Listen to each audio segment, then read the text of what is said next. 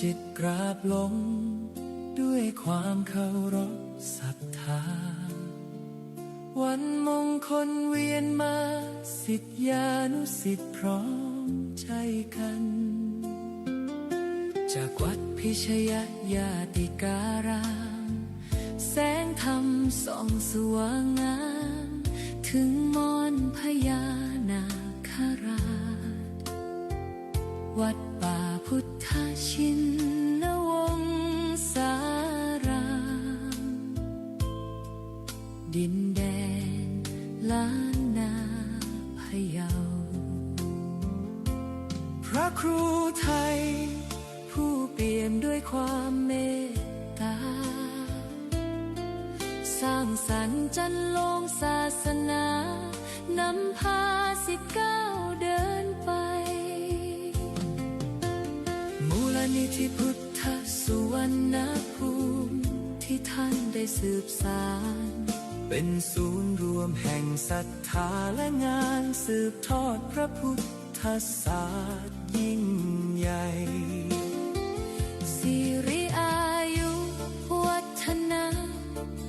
วันเกิดพระครูไทย6 เมษายนมหามงคลชัยน้อมใจกราบวันทาน้อมมุทิตาสักการะพระครูพิรักษ์ชินวงศ์ขอพระเกียรติยศดำรงพระธรรมนำใจทุกแห่งหนขอคุณพระศรีรัตนตรัยคุ้มครองและบันดาลดลให้ท่านปราศจากโรคาภัยพานชนเป็นร่มบุญของปวงชนตลอดกาลพระผู้สร้างผู้ให้ด้วยใจที่บริสุทธิ์นำพาชาวพุทธให้หลุดพ้นจากความมืดมนคำสอนและรอยยิ้มเปรียบดังน้ำทิพย์ฉโลมตนศิษย์ขอกราบบูชาคุณด้วยกุศลที่ตั้งใจ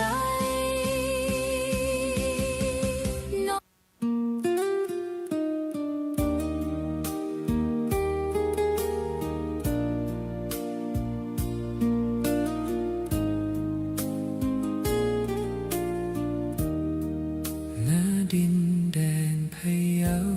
เมืองขุนเขาและสายน้ำมีเรื่องราวความดีงามจารึกไว้ในใจชนจากความตั้งใจมั่นของพระเถระผู้เปี่ยมล้นนำพาศรัทธาทุกคน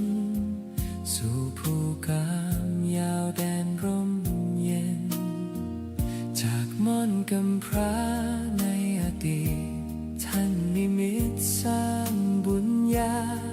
พลิกฟื้นพื้นป่าพนาเป็นอารามตระการตาให้พบเห็นนามพระครูอภิรักษ์ชินวงศ์หรือพระครูไทยผู้ร่มเย็นพระพุทธศาสนิกชนบำเพ็ญเจริญสติและภาวนาชินวงศารามงามล้ำเกินคำนิยามดังแดนธรรมบนพัสุธาพญานาคราชโอบเขาใหญ่องค์มุจลินปกปักรักษา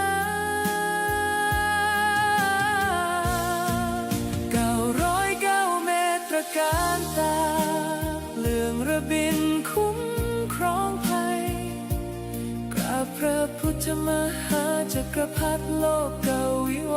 รณ์องค์ตระหง่านยิ่งใหญ่ด้วยบารมีพระครูไทยผู้สร้างไว้เป็นศูนย์รวมใจชาวพุทธมูลนิธิพุทธสุวรรณภูมิรวมล้อมรวมความศรัทธาสร้างส่วนรวมใจล้านนาให้มีที่พึ่งทางใจสูงสุด งานเผยแผ่พระศาสนาท่านทุ่มเทไม่เคยหยุดเพื่อเป็นสถานปฏิบัติวิมุตติ จุดแสงสว่างกลางใจคนสัตนาคราชปกปักรักษาแดนธรรมเสียงสวดมนต์เช้าค่ำดังก้องกังวานทุกหนกุศลที่ท่านสรรสร้างยังรากลึกในใจชนเป็นบุญตาบุญกุศลที่ได้มาย่นเยือนพะเยาโอวัดป่าพุทธชินนวงศารามงามล้ำเกินคำนิยามดังแดนธรรมบนพระสุธาพญานาคราชโอบเขาใหญ่องค์มุจลินปกปักรักษา909 เมตรการตาเลื่องระบินคุ้มครองภัยกราบพระพุทธมหาจักรพรรดิโลกเก่าวิวรณ์องค์ตระหง่านยิ่งใหญ่ด้วยบารมีพระครูไทยผู้สร้างไว้เป็นศูนย์รวมใจชาวพุทธกราบจากเท้าด้วยศรัทธาพระครูอภิรักษ์ชินวงศ์เจตนารมณ์ท่านมั่นคงสืบสานธรรมตลอดไปวัดป่าพุทธชินวงศารามศูนย์รวมศรัทธาแห่งชาวไทย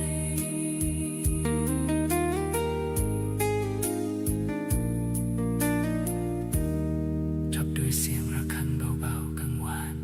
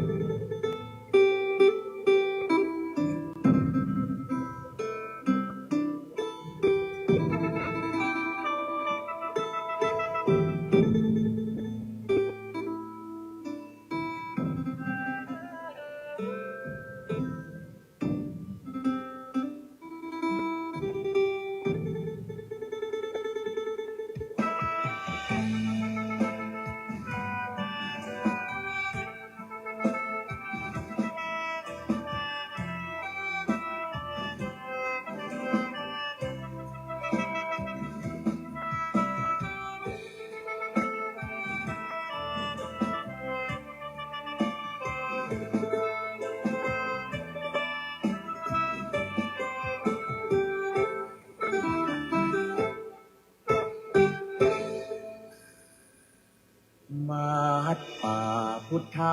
ชินาวงศาราม รุ่งเรืองรองส่องแสงพระธรรม สุดเลิศล้ำผู้ถิ่นธานี ผู้คนไกลๆรวมแรงเติมบารมี ด้วยศรัทธานำพาชีวีให้ลูกนี้สุขีเรื่อยมา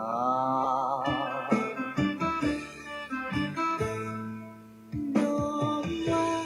องค์พระครูอภิรักษ์ชินวงศ์ท่านผู้คอยหนุนนำดำรง จิตจะลงพระศาสนาบุญบารมีศาสตร์ส่องสีปกป้องภาราสั่งสอนธรรมเหล่าปวงศรัทธาเทศนาพ้นวัฏฏะสงสาร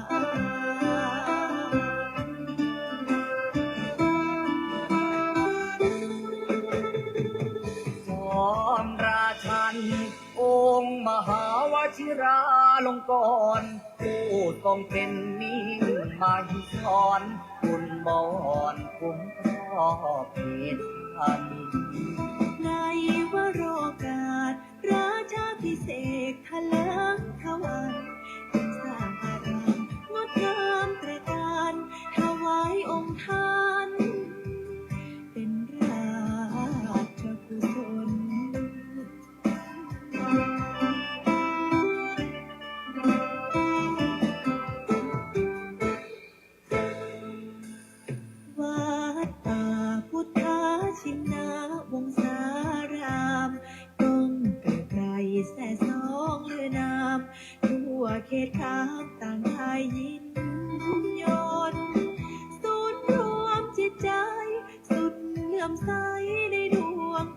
ลของศรัทธาเหล่าสาธุชนสุขเลิศล้นบ่มีใดปาน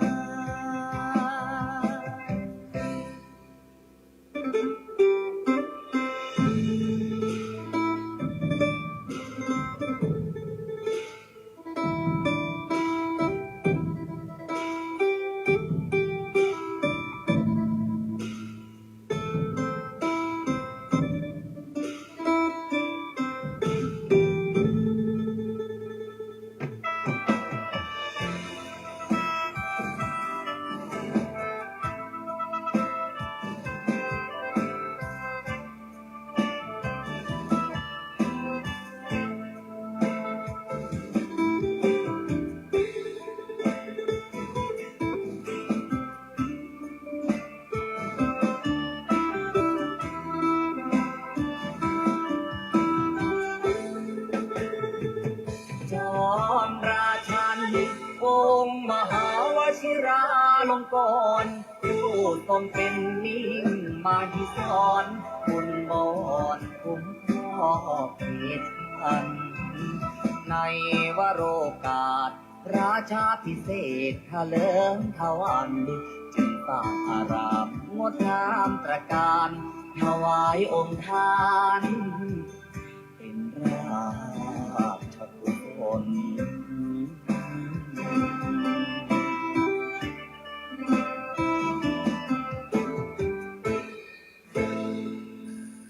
ถึงการอันมงคลของชนสังวรขอวันพาประนุษน้อมก่อนกราบวิงวอนอ้อนอธิษฐานพระบารมีรุ่งเรืองสีนั้นจงบันดาลสิ่งศักดิ์สิทธิ์ทั่วถิ่นสถานโปรดช่วยประทานโลกนั้นร่มเย็น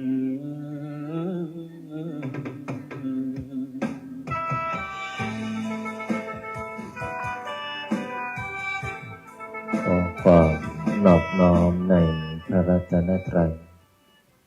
อันมีคุณพระพุทธคุณพระธรรมคุณพระสงฆ์ขอถวายความอาลัยในหลวงพ่อเจ้าพระคุณสมเด็จพระพุทธชินวงศ์องค์อดีตเจ้าวาดวัดพิชยญาติการาม ขอโอกาสและถวายความเคารพในพระมหาเถรานุเถระเพื่อนกัลยาณมิตรเพื่อนกัลยาณธรรมทุกรูปทุกท่าน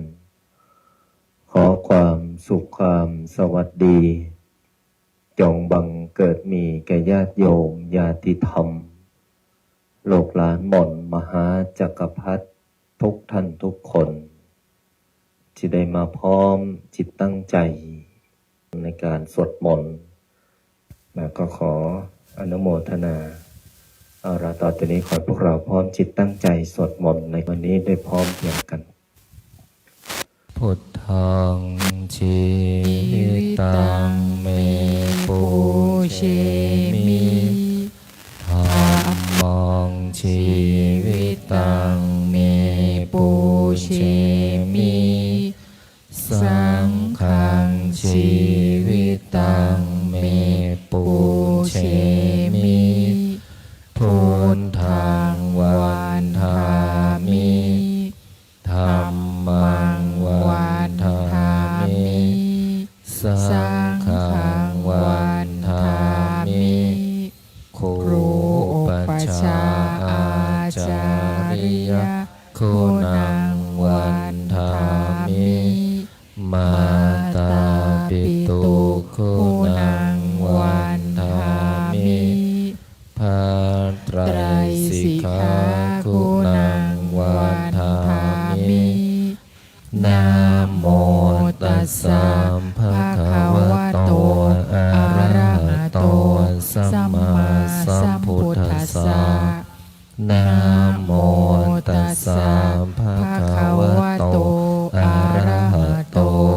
สัมมาสัมพุทธัสสะนะโม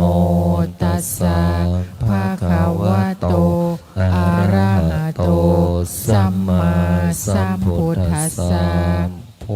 ทธังสรณังคัจฉามิธัมมังสรณังคัจฉามิสังฆังสรณังคัจฉามิทุติยัมปิพุทธังสรณังคัจฉามิทุติยัมปิธัมมังสรณังคัจฉามิทุติยัมปิสังฆังสรณังคัจฉามิตติยัมปิพุทธังสรณังคัจฉามิตติยัมปิธัมมังสรณังคัจฉามิตติยัมปิสังฆังสรณังคัจฉามิปา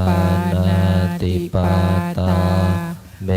รมณีสิกขาปัฏฐานสมาธิยามิอาทินนาทานาเวรมณีสิกขาปัฏฐานสมาธิยามิกาเมสุมิชฌาจาราเวรมณีสิกขาปัฏฐานสมาธิยามิโมสาวาทาเวรมณีสิกขาปัฏฐานสมาธิยามิสุราเมรยามัชฌาปมาทฐานาเวรมณีสิกขาปัฏฐานสมาธิยามิอิมานิปัญจสิกขาปัฏฐานิสมาธิยามิอิมานิปัญจสิกขาปัฏฐานิสมาธิยามิ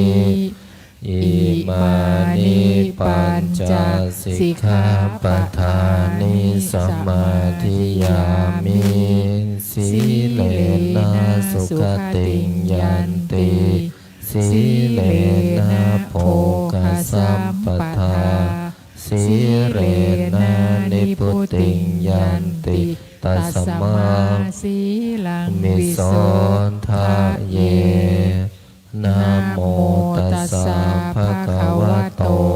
อะระหะโตสัมมาสัมพุทธัสสะนะโมตัสสะภะคะวะโตอะระหะโตสัมมาสัมพุทธัสสะนะโม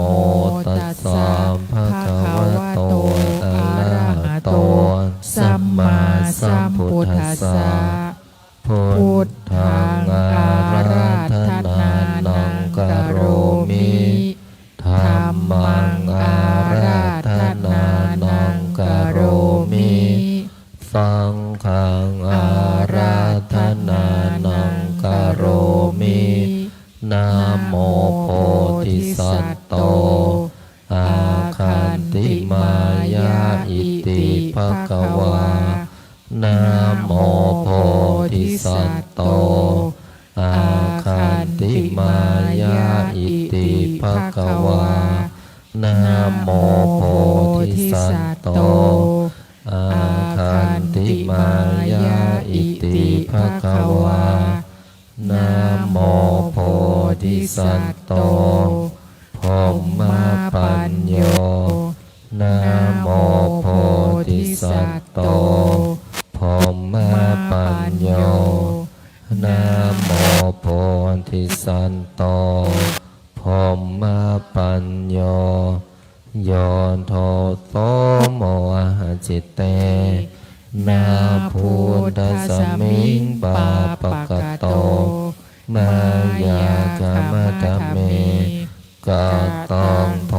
สังสัพพะปังวินาสันโตโยโทโตโมหะจิตเต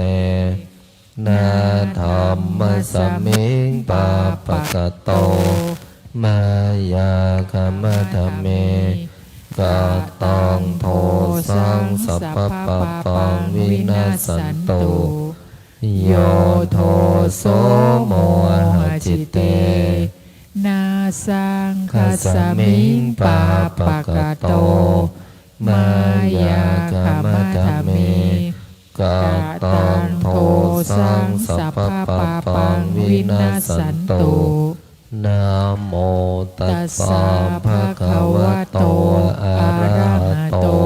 สัมมาสัมพุทธัสสะนะโมตัสสะภะคะวะโตอะระหะโตสัมมาสัมพุทธัสสะนะโมตัสสะภะคะวะโตอะระหะโตสัมมาสัมพุทธัสสะนะโมพุทธายะพระพุทธไตรรัตนญาณมณีโนภาลันสิสหัสสะสุธรรมาพุทโธธรรมโม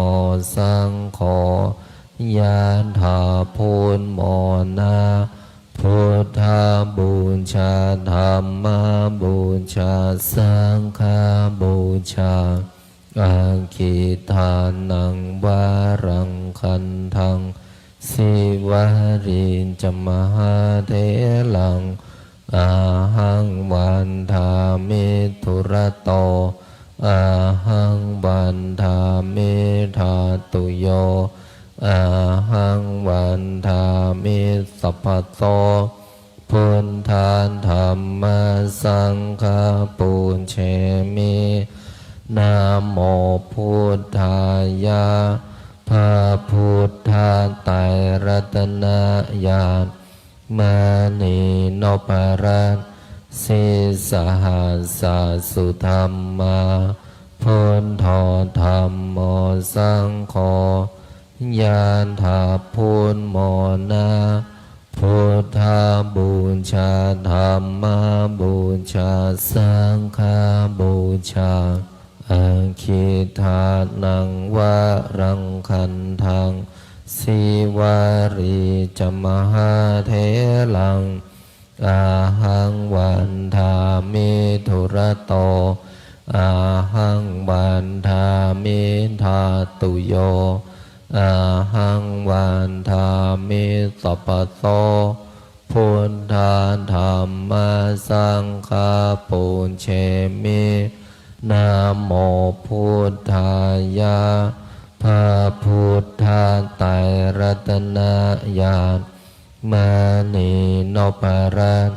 สิสหัสสะสุธรรมาพุทโธธรรมโมสังโฆยะถาพุทโมนาพุทธาบูชาธรรมบูชาสังฆบูชาอาคิทานังวารังคันทังสิวาริจมหาเทลังอาหังวันทามิทุระโตอาหังวันทามิธาตุโย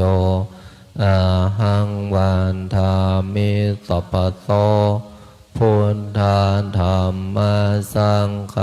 ปูญเชมินะโมพุทธายะพระพุทธไตรรัตนญาณมณีโนภาลันสิสหัสสะสุธรรมาพุทโธธรรมโมสังโฆยะถาพุทโมนา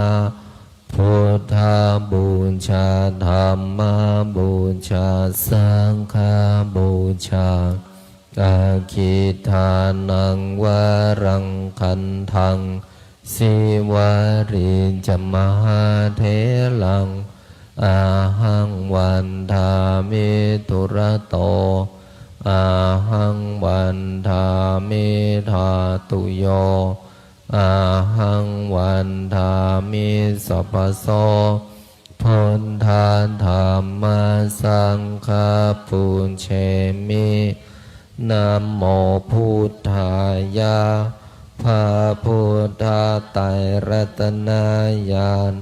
มณีโนภาลัน สิสหัสสสุธรรมาพุทโธธัมโมสังโฆยะถาพุทโมนะพุท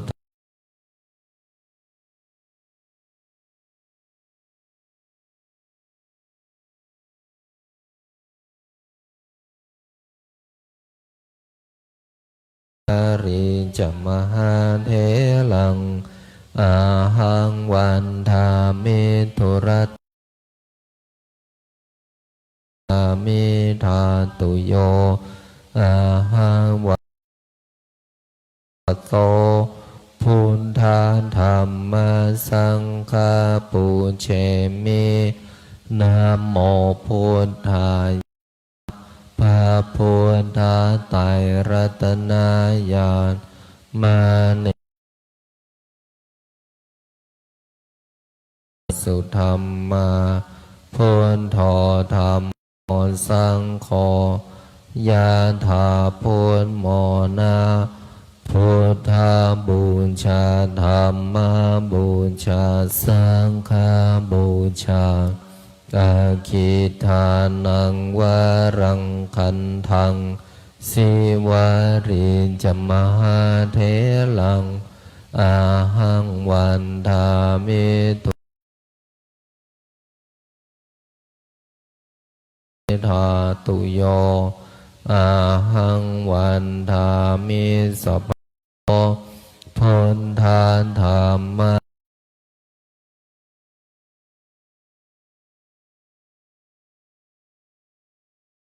พระพุทธไตรรัตนญาณมานิโนปะละสิสหัสสสุธรรมะ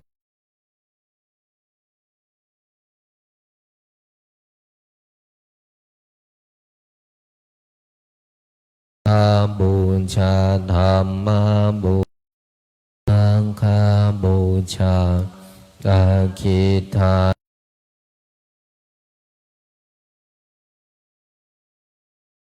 หาเถลังอาหังวันธามิตุระโตอาตุโยอาหังวันธามิ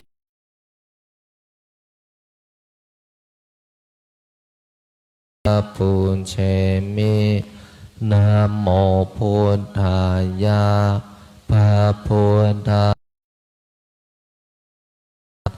มานิโนปะละสิสหัสสสุธรรมาพุทธังโฆยะถาพุทโมนะพุทธาบูชาธรรม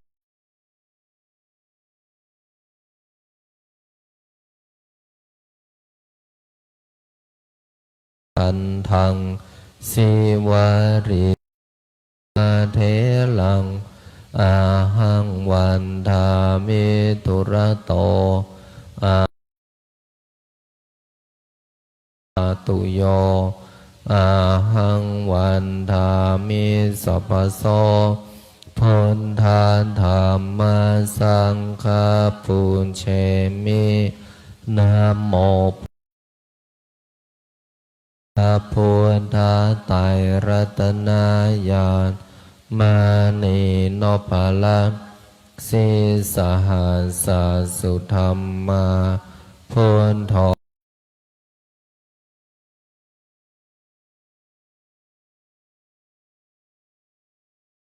บูชาธรรมบูชาสังฆ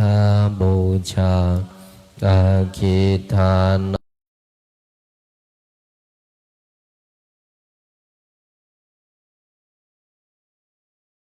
อาหังวันธามิตุระโตอาหังวันหังวันธามิสัพพะโส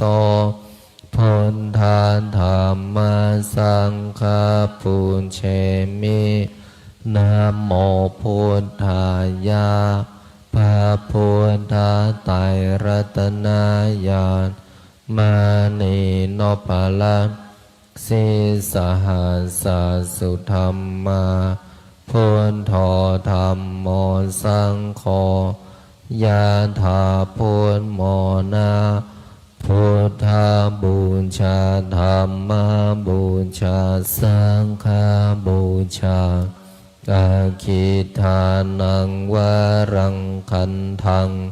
สิวาริจมหาเถลังอาหังวันทามิตุระโตอาหังวันทามิธาตุโยอาหังวันทามิสัพพโสพุทธาธัมมาสังฆาปุญเช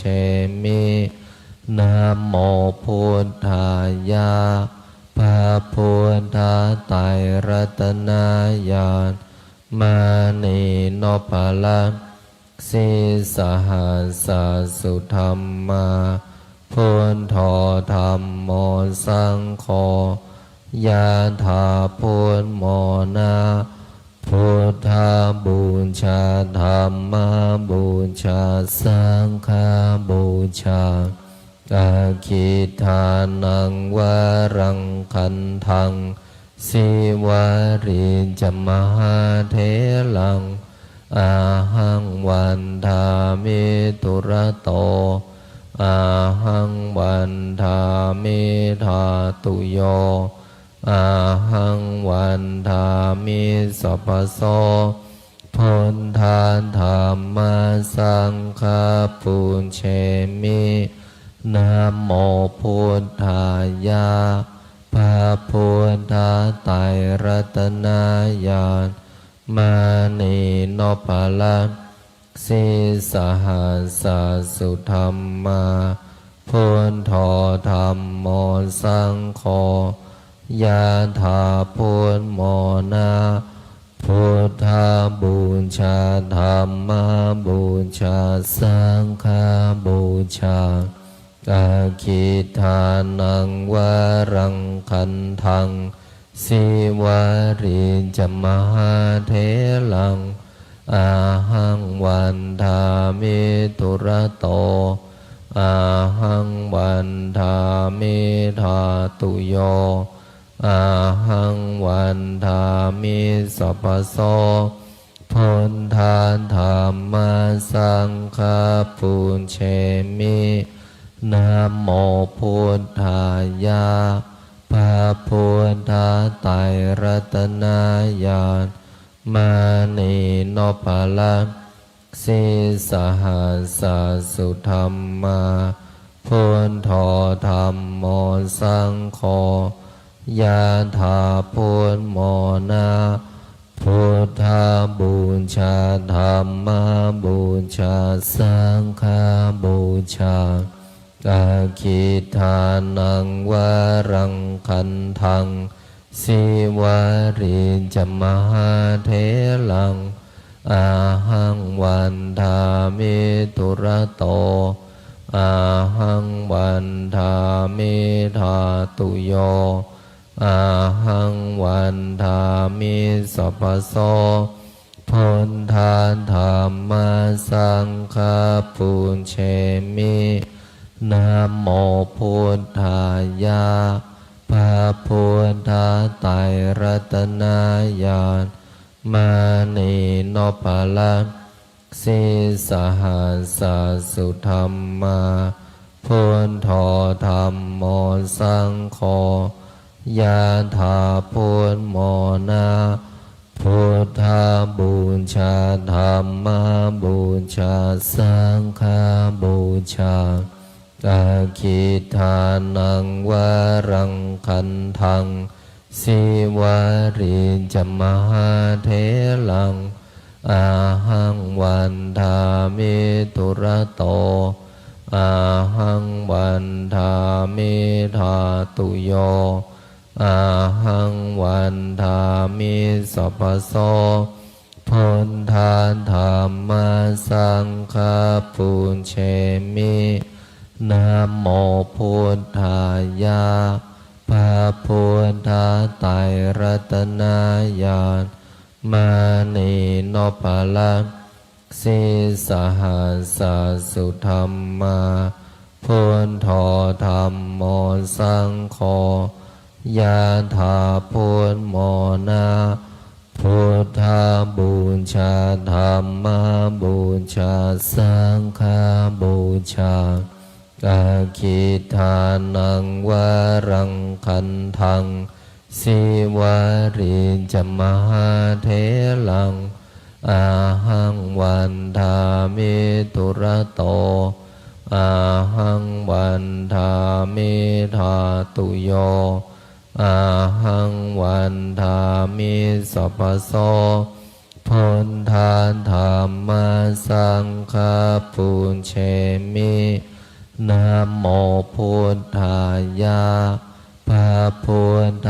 ไตรรัตนญาณมานีโนภลังสิสหัสสุธรรมาพุทโธธัมโมสังโฆยะถาพุทโมนาพุทธาบูชาธัมมาบูชาสังฆาบูชาอาคิทานังวารังคันทัง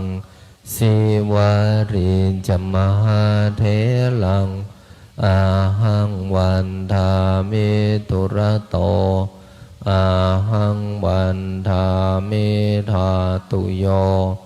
อาหังวันทามิสัพพโสพุทธาธัมมาสังฆาปุญเชมินะโมพุทธายะพระพุทธไตรรัตนญาณมานีโนภลังสิสหัสสุธรรมาพุทโธธัมโมสังโฆยะถาพุทโมนาพุทธาบูชาธัมมาบูชาสังฆาบูชาอาคิทานังวารังคันทังสิวาริจมหาเถลังอาหังวันทามิตุระโตอาหังวันทามิธาตุโยอาหังวันทามิสัพพโสพุทธาธัมมาสังฆาปุญเชมินะโมพุทธายะพระพุทธไตรรัตนญาณมานีโนภลังสิสหัสสุธรรมาพุทโธธัมโมสังโฆยะถาพุทโมนาพุทธาบูชาธัมมาบูชาสังฆาบูชาอาคิทานังวารังคันทังสิวาริจมหาเถลังอาหังวันทามิตุระโตอาหังวันทามิธาตุโยอาหังวันทามิสัพพโสพุทธาธัมมาสังฆาปุญเชมินะโมพุทธายะพระพุทธไตรรัตนญาณมานีโนภลังสิสหัสสุธรรมาพุทโธธัมโมสังโฆยะถาพุทโมนาพุทธาบูชาธัมมาบูชาสังฆาบูชาอาคิทานังวารังคันทังสิวาริจมหาเถลังอาหังวันทามิตุระโตอาหังวันทามิธาตุโยอาหังวันทามิสัพพโสพุทธาธัมมาสังฆาปุญเชมินะโมพุทธายะพระพุทธไตรรัตนญาณมานีโนภลังสิส สุธรรมาพุทโธธัมโมสังโฆยานถาพุทโมนาพุทธาบูชาธัมมาบูชาสังฆาบูชาอาคิทานังวะรังคันทังสิวารีจมหาเทลังอาหังวันทามิธุระโตอาหังวันทามิธาตุโยอาหังวันทามิสัพพโสพุทธาธัมมาสังฆาปุญเชมินะโมพุทธายะพระพุทธไตรรัตนญาณ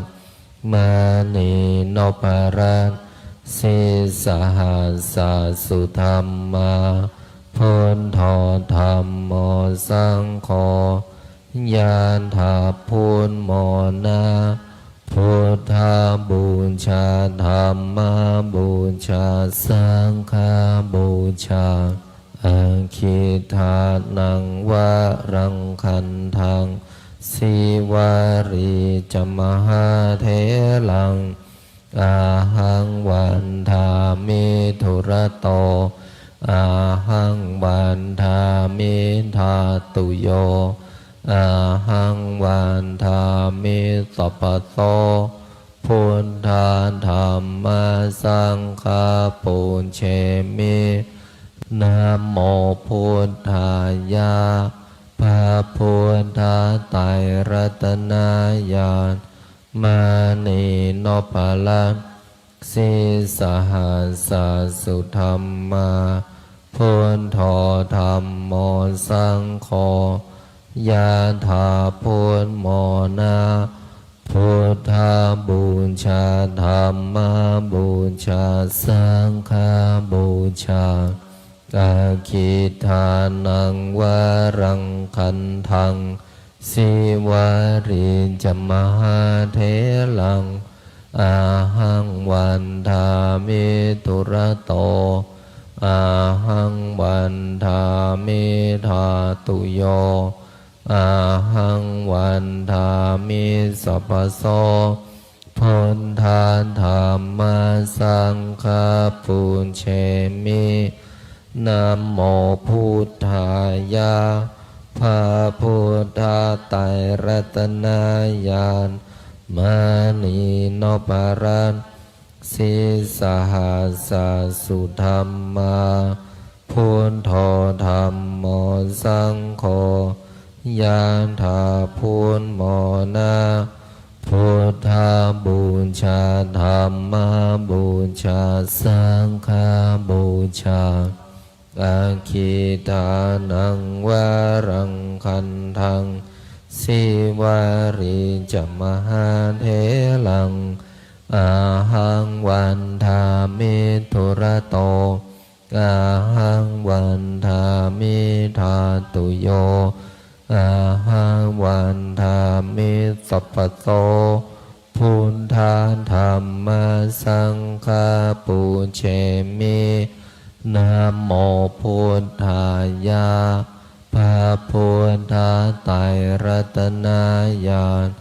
มานีนพรัตน์สิสหัสสสุธรรมาพุทโธ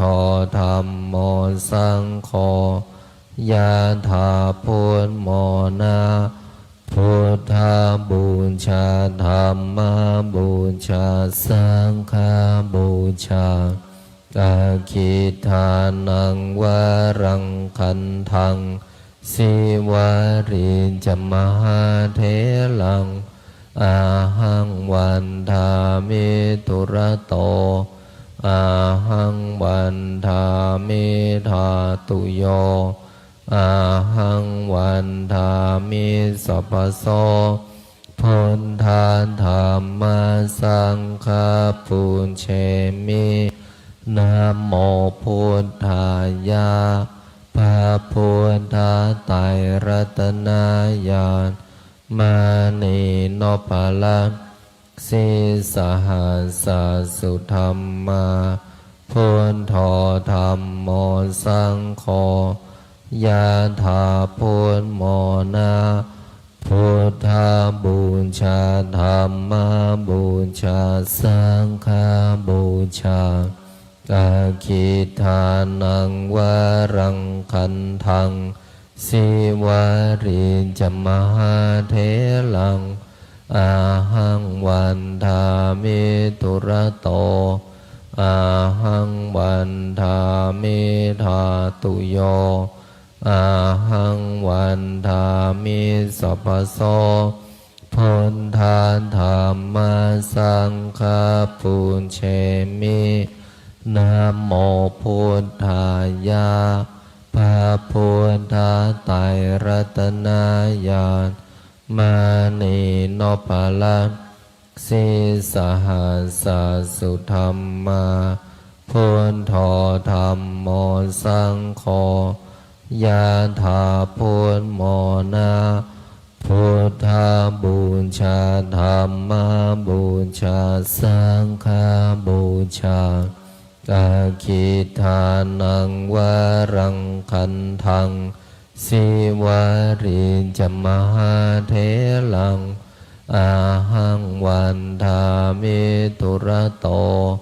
อาหังวันทามิธาตุโยอาหังวันทามิสัพพโสพุทธาธัมมาสังฆาปุญเชมินะโมพุทธายะพระพุทธไตรรัตนญาณมานีโนภลังสิสหัสสุธรรมาพุทโธธัมโมสังโฆยะถาพุทโมนะพุทธาบูชาธัมมาบูชาสังฆาบูชากาคิทานังวารังคันทังสิวาริจมหาเถลังอาหังวันทามิตุระโตอาหังวันทามิธาตุโยอาหังวันทามิสัพพโสพุทธาธัมมาสังฆาปุญเชมินะโมพุทธายะพระพุทธไตรรัตนญาณมานีโนภลังสิสหัสสุธรรมาพุทโธธัมโมสังโฆยะถาพุทโมนะพุทธาบูชาธัมมาบูชาสังฆาบูชากาคิทานังวารังคันทังสิวาริจมหาเถลังอาหังวันทามิตุระโตอาหังวันทามิธาตุโยอาหังวันทามิสัพพโสพุทธาธัมมาสังฆาปุญเชมินะโมพุทธายะพระพุทธไตรรัตนญาณมานีโนภลังสิสหัสสุธรรมาพุทโธธัมโมสังโฆยะถาพุทโมนะพุทธาบูชาธัมมาบูชาสังฆาบูชากาคิทานังวารังคันทังสิวาริจมหาเถลังอาหังวันทามิตุระโตอาหังวันทามิธาตุโยอาหังวันทามิสัพพโสพุทธาธัมมาสังฆาปุญเชมินะโมพุทธายะพระพุทธไตรรัตนญาณมานีโนภลังสิสหัสสุธรรมา พุทโธธัมโมสังโฆยะถาพุทโมนะพุทธบูชาธัมมบูชาสังฆบูชาอาคิทานังวรังคันทังสิวาริจมหาเถลังอาหังวันทามิตุระโตอาหังวันทามิธาตุโยอาหังวันทามิสัพพโสพุทธาธัมมาสังฆาปุญเชมินะโมพุทธายะพระพุทธไตรรัตนญาณมานีโนปะละสิสหัสสุธรรมาพุทโธธัมโมสังโฆยะถาพุทโมนะพุทธบูชาธัมมบูชาสังฆบูชาอาคิทานังวรังคันทังสิวาริจมหาเถลังอาหังวันทามิตุระโตอาหังวันทามิธาตุโยอาหังวันทามิสัพพโสพุทธาธัมมาสังฆาปุญเชมินะโมพุทธายะพระพุทธไตรรัตนญาณมานีโนปะละสิสหัสสุธรรมาพุทโธธัมโมสังโฆยะถาพุทโมนะพุทธบูชาธัมมบูชาสังฆบูชาอาคิทานังวรังคันทังสิวาริจมหาเถลังอาหังวันทามิตุระโตอาหังวันทามิธาตุโยอาหังวันทามิสัพพโสพุทธาธัมมาสังฆาปุญเชมินะโมพุทธายะพระพุทธไตรรัตนญาณมานีโนปะละสิสหัสสุธรรมาพุทโธธัมโมสังโฆยะถาพุทโมนะพุทธบูชาธัมม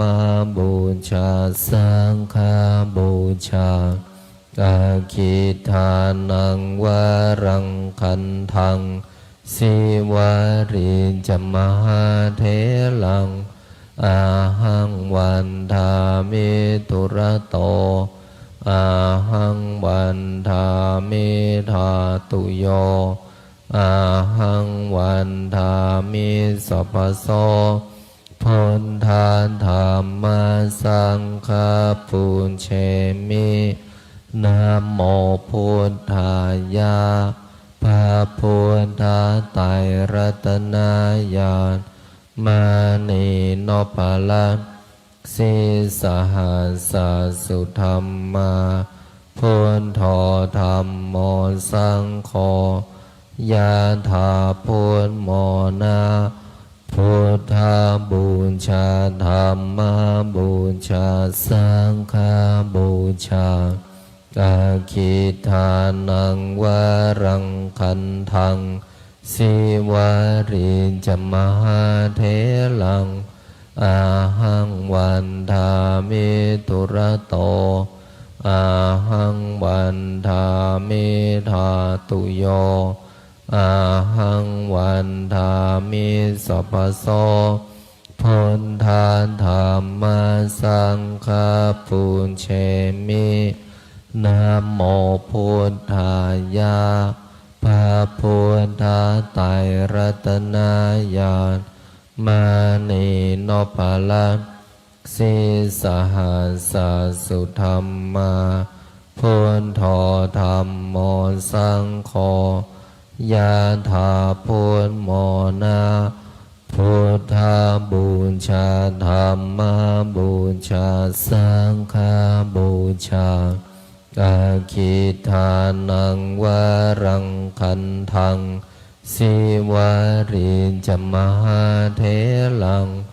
อาหังวันทามิตุระโต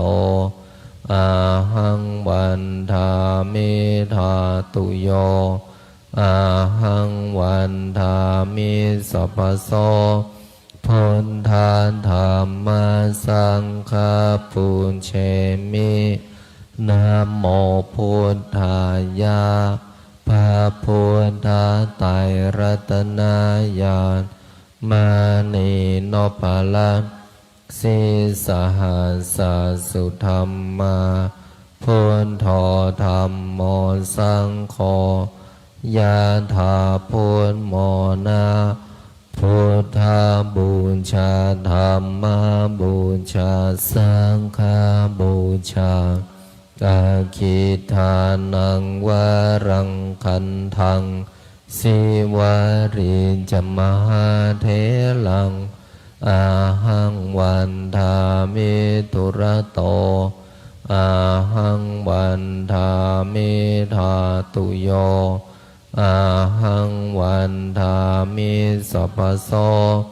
พุทธาธัมมาสังฆาปุญเชมินะโมพุทธายะพระพุทธไตรรัตนญาณมานีโนภาลันสิสหัสสุธรรมาพุทโธธัมโมสังโฆยะถาพุทโมนะพุทธาบูชาธัมมาบูชาสังฆาบูชาอาคิทานังวารังคันทังสิวาริจมหาเถลังอาหังวันทามิตุระโตอาหังวันทามิธาตุโยอาหังวันทามิสัพพโส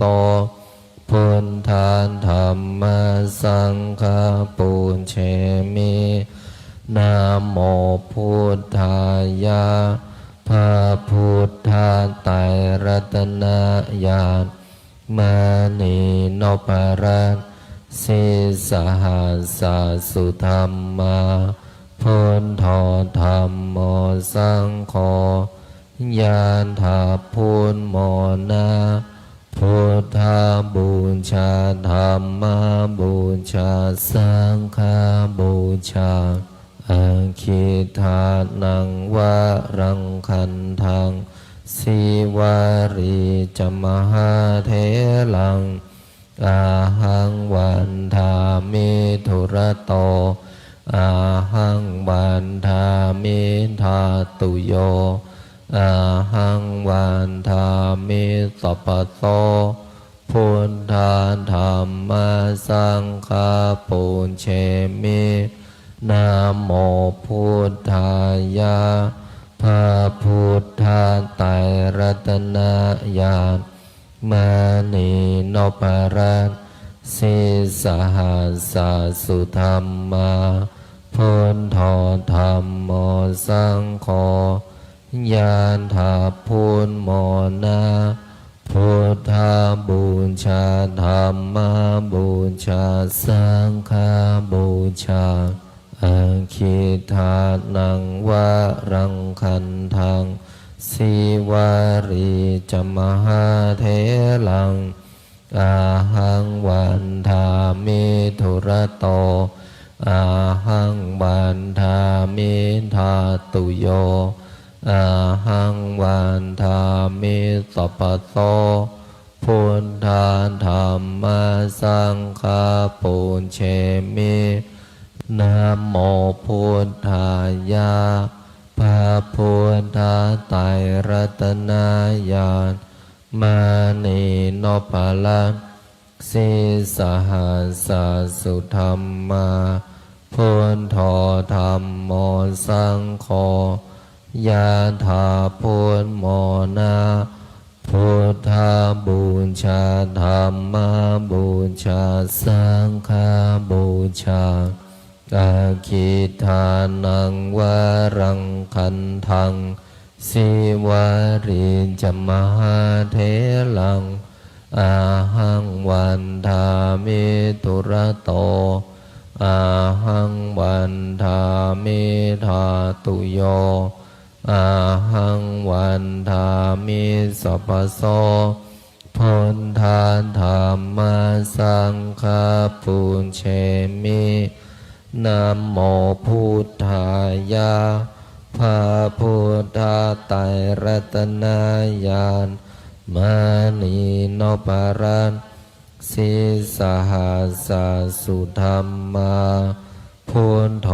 ธัมโมสังโฆยะถาพุทโมนะพุทธบูชาธัมม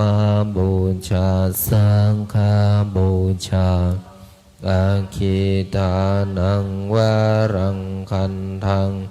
สิวาริจมหาเถลังอาหังวันทามิทุระโตอาหังวันทามิธาตุโยอาหังวันทามิสัพพโสพุทธาธัมมาสังฆาปุเชมินะโมพุทธายะพระพุทธไตรรัตนญาณมานีโนปาลันสิสหัสสสุธรรมาพุทโธ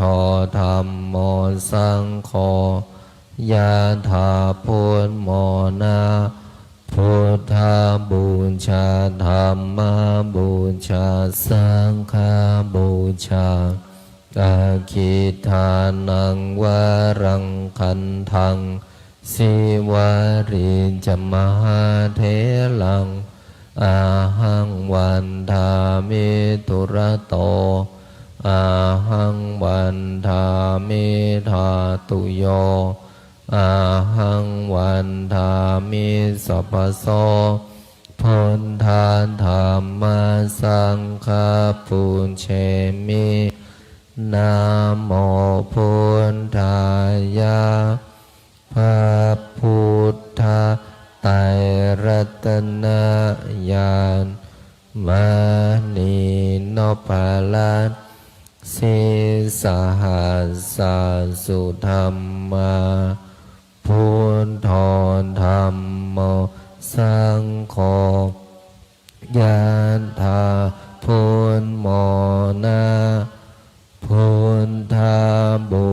ชาธัมมบูชาสังฆบูชาอาคิทานังวรังคันทังสิวาริจมหาเถลังอาหังวันทามิทุระโตอาหังวันทามิธาตุโยอาหังวันทามิสัพพโสพุทธาธัมมาสังฆาปุญเชมิ ข้าพเจ้าขอตั้งสัจจะอธิษฐานสวดมนต์ใต้ฐานหลวงปู่ดูแห่งนี้ตลอดชีวิตตลอดการเวียนว่ายตายเกิดทุกภพทุกชาติของข้าพเจ้าขอหลวงปู่ดูเมตตาน้อมนำเทพพรหมเทวามาร่วมโมทนากับข้าพเจ้าข้าพเจ้าปรารถนาเป็นหน่อพุทธะข้าพเจ้าปรารถนาเป็นผู้มีประโยชน์ต่อมนุษย์สัตว์วิญญาณทั่วทั้งสามแดนโลกธาตุข้าพเจ้าปรารถนามีวาจาอันศักดิ์สิทธิ์ที่คิดพูดทำสิ่งใดอันประกอบไปโดยธรรมขอให้ สิ่งนั้นจงพลันสำเร็จทุกประการ ขอหลวงปู่เมตตา น้อมพรหมทีชั้นฟ้า15 ชั้นดิน14 ใต้บาดาลทั่วทั้ง10,000,000 โกฏจักรวาลมาร่วมโมทนากับข้าพเจ้าและเป็นสักขีพยานให้แก่ข้าพเจ้านับตั้งแต่วินาทีนี้เป็นต้นไปขอน้อมกราบอาราธนาบารมีรวมหลวงปู่ทวดหลวงปู่ดูขอหลวงปู่ได้โปรดเมตตาอาราธนาบารมีรวมองค์สมเด็จพระสัมมาสัมพุทธเจ้าองค์ปฐมบรมมหาจักรพรรดิในอดีตจนถึงองค์ปัจจุบันไปอนาคตขอน้อมกราบอาราธนาบารมีรวมพระปัจเจกพุทธเจ้าพระโพธิสัตว์พระธรรมและพระอริยสงฆ์ทั้งหลายขอบารมีรวมหลวงปู่ทวดหลวงปู่ดูเป็นที่สุดขอน้อมกราบอาราธนาบารมีทั้งหมดทั้งมวลแผ่บุญผ่านรูปนามของข้าพเจ้าไปทั่วภพภูมิต่างๆทั้งหลายทั่วทั้ง3 แดนโลกธาตุอันประกอบไปด้วยเทพ6 ชั้นพรหม20 ชั้นเทพพรหมทุกชั้นฟ้ามหาสมุทรโอจักรวาลเทพพรหมเทวา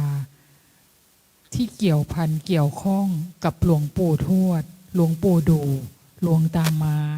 พระอาจารย์พระครูไทยเทพเทวาที่เกี่ยวพันเกี่ยวข้องกับหลวงพ่อเจ้าประคุณสมเด็จพระพุทธชินวงศ์องค์อดีตเจ้าอาวาสวัดพิชัยญาติเทพพรหมเทวาที่เกี่ยวพันเกี่ยวข้องกับข้าพเจ้าโดยตั้งแต่อดีตจนถึงปัจจุบันและอนาคตท่านปู่พระอินทร์เจ้าฝาท่านท้าวจตุมหาราชทั้ง4พญายมราชพร้อมบริวารพระศรีสยามเทวาธิราชทุกพระองค์วีรกษัตริย์วีรบุรุษวีรสตรีทั้งหลายที่คอยปกป้องรักษาแผ่นดินสยามเหล่าทหารกล้าทั้งหลายโอปาติกะทั้งหลายพระฤาษีและดาบททั้งหลายศาลเจ้าพ่อหลักเมืองทุกจังหวัดพระเสื้อเมืองพระทรงเมืองพระสยามเทวาธิราชแม่พระธรณีแม่พระคงคาแม่พระโพศพพญายมราชพร้อมบริวารหลวงตาอ๋อยพร้อมบริวารพญาครุฑพญานาคพร้อมบริวารองค์ปู่ท้าวเวสสุวรรณพร้อมบริวารเจ้าที่เจ้าทางเจ้าปู่แสงจันทร์เจ้าย่ามณีจันทร์พร้อมบริวารองค์เสด็จปู่พญางูเผือกพร้อมบริวารองค์ปู่สัตนาคราชพญามุจลินพร้อมบริวารองค์เจ้าปู่เจ้าย่านาคีนาคาทั้ง4 ตระกูลทั้ง9 พระองค์พร้อมบริวารองค์เจ้าปู่เจ้าย่าแก้วคำกองนาคินีพร้อมบริวารแผ่ไปยังองค์ปู่วิรูปักโขนาคราชเจ้าย่านพเกตนาคินีพร้อมบริวารองค์ปู่ทุมสิขีนาคราชพระแม่โสมานาคเทวีเจ้าย่าจามเทวีพร้อมบริวารองค์พ่อขุนงำเมืององค์พ่อขุนเจืองธรรมมิกราชพร้อมบริวารคนทันชาวป่าหิมพานต์ชาวลับแลและชาวเมืองบางบททั้งหลายสิ่งศักดิ์สิทธิ์ในสถานที่อันศักดิ์สิทธิ์ทั้งหลายที่ข้าพเจ้าได้เคยไปอธิษฐานไว้ขอหลวงปู่ดูได้โปรดเมตตาน้อมนำท่านทั้งหลายมาร่วมโมทนาพร้อมกันกับพวกข้าพเจ้าณการณบัดนี้น้อมหลวงปู่แผ่บุญผ่านรูปนามของข้าพเจ้าไปยังทุกรูปลักษณ์ที่อยู่ในวัดป่าพุทธชินวงศารามแห่งนี้รูปลักษณ์หลวงปู่รูปลักษณ์พุทธธรรมสังฆะและรูปลักษณ์เทพพรหมเทวาทั้งหมด แผ่ไปไม่มีประมาณไม่มีกลางวันไม่มีกลางคืนแผ่ไปอัตโนมัติตลอดการเวียนว่ายตายเกิดของข้าพเจ้าทุกภพทุกชาติน้อมหลวงปู่เมตตาครอบวิมานแก้วตั้งกองบุญตั้งเจดีย์บุญไว้ที่แห่งนี้ให้ใครก็ตามที่มาขอพรมาอธิษฐานขอหลวงปู่เมตตาให้ทุกรูปทุกนามสมปรารถนาในสิ่งที่อธิษฐานจนถึงที่สุดของคำอธิษฐานคำปรารถนาขอน้อมกำลังหลวงปู่สถิตในดวงจิตของข้าพเจ้าขอน้อมกำลังจักรพรรดิสถิตในดวงจิตของข้าพเจ้าขอน้อมสมบัติจักรพรรดิจงบังเกิดขึ้นแก่ข้าพเจ้าและผู้ที่ช่วยเหลือเกื้อกูลข้าพเจ้าให้มีความคล่องตัวในการสวดมนต์และคล่องตัวทั้งทางโลกและทางธรรมตลอดจนถึงญาติธรรมที่น้อมโมทนาสาธุบุญกับข้าพเจ้าในการสวดมนต์ใต้ฐานหลวงปู่ดูแห่งนี้นับตั้งแต่วินาทีนี้เป็นต้นไปจนกระทั่งถึงที่สุดของคำอธิษฐานคำปรารถนาขอน้อมโมทนาสาธุบุญกับผู้ที่มีส่วนในการร่วมสร้างวัดป่าพุทธชินวงศารามแห่งนี้ทุกบุญขอน้อมโมทนาสาธุในบุญกับพระอาจารย์พระครูไทยทุกบุญขอหลวงปู่เมตตาประทานสมบัติจักรพรรดิให้แก่ผู้ที่มีส่วนร่วมสร้างรูปลักษณ์เทพพรหมเทวารูปลักษณ์หลวงปู่รูปลักษณ์หลวงตาและผู้ที่มีส่วนร่วมสร้างวัดป่าพุทธชินวงศารามแห่งนี้ให้แก่ทุกรูปทุกนามขอหลวงปู่ปรับพลังงานปรับธาตุขันธ์ตัดสายใยกรรมที่ไม่ดีและน้อมนำสายใยกรรมที่ดีๆมาทุกทิศทุกทางน้อมหลวงปู่เป็นที่ปรึกษาชีวิตตั้งแต่บัดนี้เป็นต้นไปจนกระทั่งถึงที่สุดของคำอธิษฐานคำปรารถนาใครก็ตามที่เจ็บป่วยอยู่ขอให้หายใครก็ตามที่จะเดินทางไปไหนขอให้ปลอดภัยในที่ทุกสถานในการทุกเมื่อขอหลวงปู่เมตตาเปิดให้ม่อนพญานาคราชแห่งนี้สว่างไสว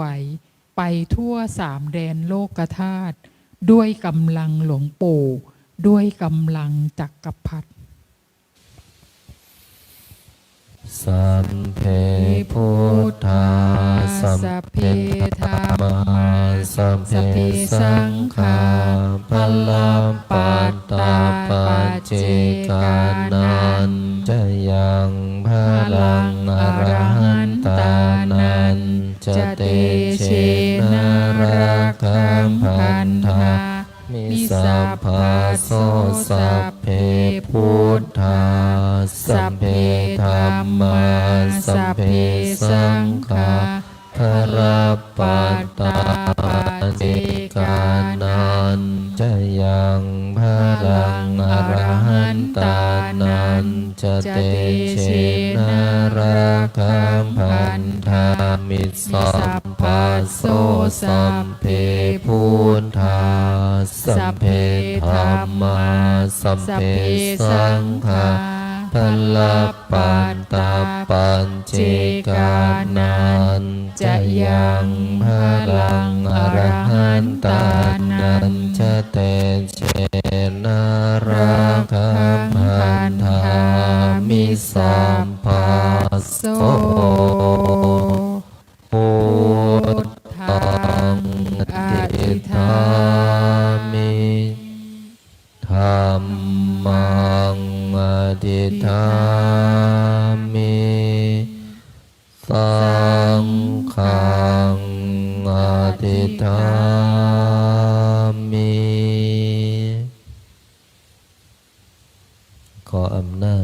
กุศลที่เกิดจากการสวดมนต์บทมหาจักรพรรดิบุญใดกุศลใดที่สำเร็จแล้วจงประสิทธิประทานพรให้ลูกหลานมนต์มหาจักรพรรดิทุกท่านทุกคน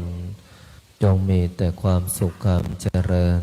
นึกคิดทำปรารถนาสิ่งใดขอให้สิ่งนั้นพันสำเร็จสมความปรารถนาทุกประการอีกทั้งขอให้ทุกคนอย่าอดอย่าอยากอย่ายากอย่าจนให้มั่งให้มีให้ร่ำให้รวยมีเงินมีทองเหลือกินเหลือเก็บเหลือใช้มีสุขภาพร่างกายที่แข็งแรงมีอายุขัยที่ยืนยาวถึง100 ปีทุกท่านทุกคนเทินสาขออ ธุ นุโมทนากราบลาพระรัตนตรัยได้พร้อมเพียงกัน